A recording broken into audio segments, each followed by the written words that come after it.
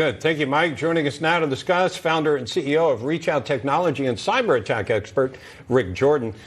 Rick, give us a feel for how this is working. You've got satellites up there. Do they need electricity? I assume they do. How is all this working that makes it different from just using Verizon's system?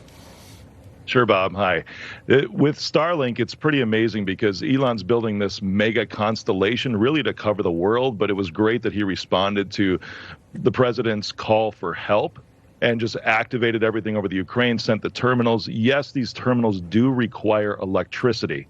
So if there's still electricity to have in these cities that are in combat zones, it might be a little more difficult. But now, as your correspondent said, Elon Musk is also saying, hey, you might want to camouflage these things because they're the targets now, not just of cyber attacks, but also we could see Russian combat troops seeing those physically, visibly, and then destroying them to try to keep connections down to a minimum possibility.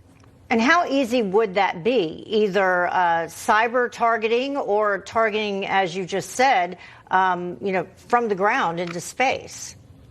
Yeah, the visible side of it from the ground into space, it's pretty easy to see what these things look like. I mean, they look like any other kind of box, and, they're branded with StarLink, all of that. From space, it's a little more complex. But Russia, as Microsoft determined last year, the greatest number of cyber attacks in the world come from Russia. So now they see this as an opportunity to limit communications and still control the narrative, because we've seen BBC and everything else just block all operations in Russia. So they only have really like internal communications. The real story we're getting on the ground is from good people like you. And StarLink is absolutely critical in still getting the right and true information out. Speaking of right and true information, which doesn't typically come from Russia, what do you think about the group Anonymous that is launching some cyber attacks against Russia? What is your take on that? Sure. Anonymous has been around for decades at this point, right? And we've always thought, hey, are they an enemy? Are they a friend? The fact is that they're really neither. They kind of have their own set of rule books and think what they feel is ethical and just. They are loyal to their own set of rules, if that makes sense.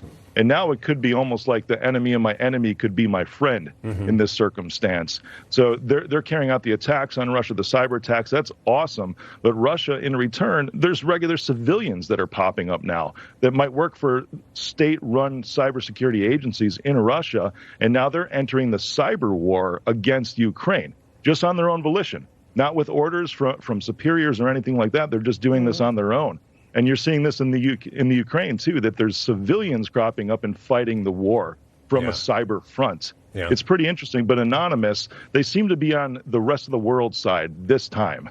Yeah, we've seen that from Russia before, though. And although Russia right now themselves, they say they're weighing the risk of launching cyber attacks against the West. We've seen groups in Russia, claiming to be independent from the government. But then, are they really doing the work themselves, as you were just saying? And how great of a concern is that? Sure. This is from a state-sponsored aspect. We've made the ties before from DHS. We call them APTs, Advanced Persistent Threats. But these are e-crime groups that we've made financial ties to the Russian government before. But regular civilians is a different story. If we have it coming from the nation state, Russia itself, could this invoke Article 5 of the NATO treaty? That's really the question right now, because NATO reads an armed attack. Is this qualified as an armed attack? So that's really where Russia's kind of pretty nervous at the point, in my opinion, just to say, could this actually activate the rest of the NATO partners if we attack the U.S. from a cyber front? Could that invoke this part of the treaty? Should it?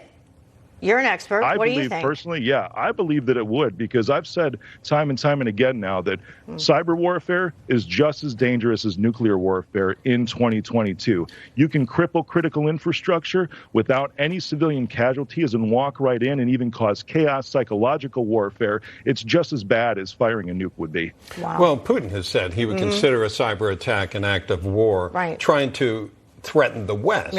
And so what why Rick's would we saying not? here is, well, it goes both ways. Yeah, exactly. You got it. That's exactly it. Rick, My question thank you. is, Go ahead. You're welcome. Thanks. My question is, would someone like Microsoft step up on the behalf of the United States? I've been pondering through this because you've got Russian citizens, private citizens, Ukrainian private citizens. Right. Would people that work for Microsoft or Microsoft as a whole step up and become part of a cyber army for the United States if it came to this type of warfare? Yeah, it's completely different thinking. Now we'll all ponder on that. Right. Yeah, right on. Thanks so much, Rick. You bet. Coming up, Ukraine now